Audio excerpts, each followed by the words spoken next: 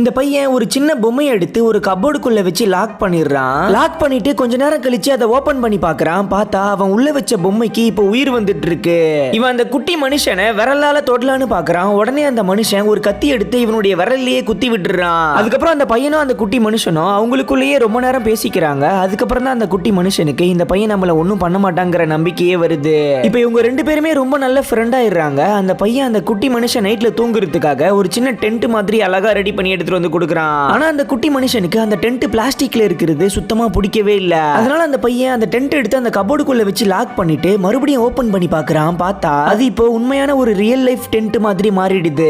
அதுக்குள்ள போய் அந்த குட்டி மனுஷன் ரொம்பவே சந்தோஷமா வாழ ஆரம்பிச்சிடுறான். அதுக்கப்புறம் தான் அந்த பையனுக்கு ஒரு ஐடியா வருது. அது என்னன்னா, நம்ம கிட்ட இருக்கிற எல்லா பொம்மைகளையும் அந்த கபோர்டுக்குள்ள எடுத்துட்டு போய் வச்சு லாக் பண்ணி திறந்து பார்க்கலாம்னு சொல்லிட்டு எல்லா பொம்மைகளையுமே எடுத்து கபோர்டுக்குள்ள வச்சு லாக் பண்ணி திறந்து பார்க்கறான். பார்த்தா எல்லா பொம்மைகளுக்குமே உயிர் வந்துடுது. கடைசியில அவன் பயந்து போய் அந்த கபோர்டை க்ளோஸ்